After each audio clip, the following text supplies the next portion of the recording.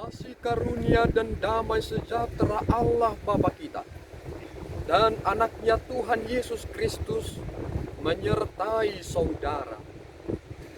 Amin. Shalom, saudara-saudara yang terkasih di dalam nama Tuhan Yesus Kristus. Senang bisa menyapa saudara di tempat saudara berada hari ini. Dalam dimensi yang berbeda tetapi dalam dunia yang sama.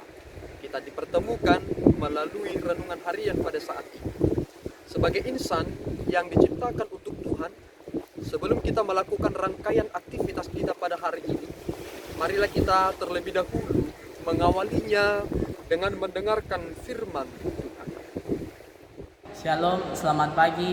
Renungan kita di pagi hari ini tertulis di Efesus 4 ayat 32. Beginilah bunyinya. Tetapi hendaklah kamu ramah seseorang terhadap yang lain, penuh kasih mesra dan saling mengampuni, sebagaimana Allah di dalam Kristus telah mengampuni kamu.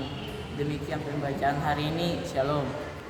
Saudara-saudari yang terkasih di dalam nama Tuhan Yesus Kristus, judul perikop ini adalah tentang manusia baru. Seseorang yang bertobat, tubuhnya masih sama.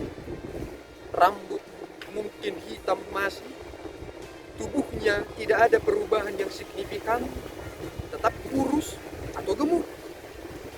Tubuh mereka memang tetap sama seperti itu. Tetapi ada yang berubah dan berbeda, yaitu sifat dan perilaku mereka telah diberi pengertian tentang kebenaran. Tetapi saudara yang terkasih, ada orang yang bertobat kemudian langsung menyerahkan semua hartanya. Tetapi di kemudian hari, karena tubuh itu adalah lemah dan bereaksi, ketika dia kekurangan, dia menyesali perbuatannya yang menyerahkan semua harta bendanya. Ini menjadi tantangan yang besar. Ketika kita sudah bertobat dan menyerahkan diri kepada Tuhan, tidak otomatis kita menjadi baik selama-lamanya. Ada ujian di sana sini, ada godaan di sana sini. Terkadang kita ingin kembali ke belakang, melihat kita yang dulunya penuh dengan hingar-bingar enak. Ketika ingin makan tinggal ambil. Sama seperti bangsa Israel, ketika mereka keluar dari Mesir, mereka rindu juga ingin kembali ke Mesir, padahal status mereka sebagai orang tua. Saudara, Rasul Paulus menasihatkan kita melalui renungan hari ini. Hendaklah kamu ramah terhadap seorang yang lain, penuh kasih mesra dan saling mengampuni, sebagaimana Allah di dalam Kristus telah mengampuni kamu. Itu bukanlah sesuatu yang bersifat terpaksa, tetapi sesuatu yang bersifat mengikat. Itu berasal dari hati yang benar-benar suci, yang sudah dimurnikan. Tidak mungkin orang bisa ramah jika dalam hatinya ada kegeraman. Orang yang geram, orang yang marah, tiba-tiba menjadi ramah, itu menakutkan.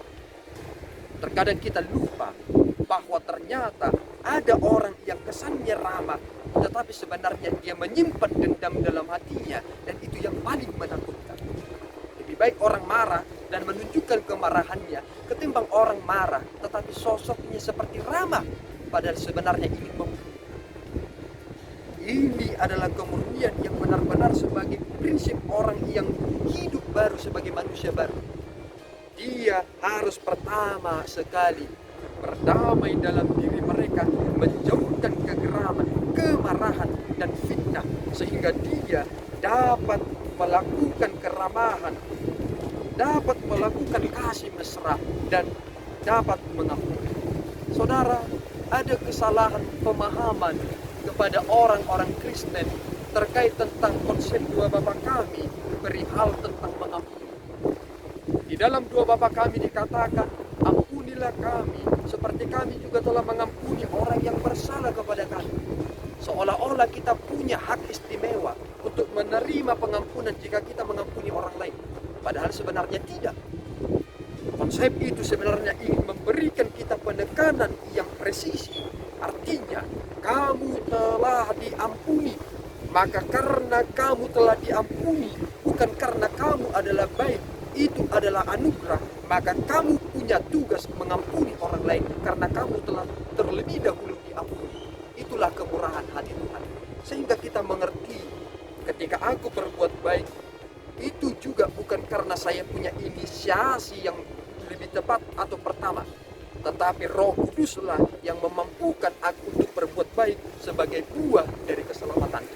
Sehingga dua hal harus terlihat dalam diri orang yang telah menerima keselamatan, yaitu K dan B, kekudusan dan buah-buah roh.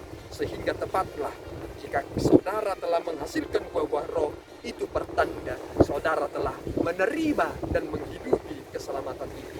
Tuhan memampukan saudara dalam keramahan, penuh kasih mesra, dan mengampuni satu sama lain.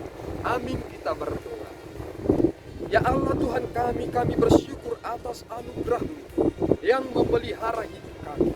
Mampukan kami Tuhan untuk dapat memperumani firman-Mu, sehingga sebagai manusia baru kami menangkalkan sifat-sifat kami yang utama, sehingga orang-orang semakin terberkati karena Tuhan mengutus kami di tengah-tengah mereka.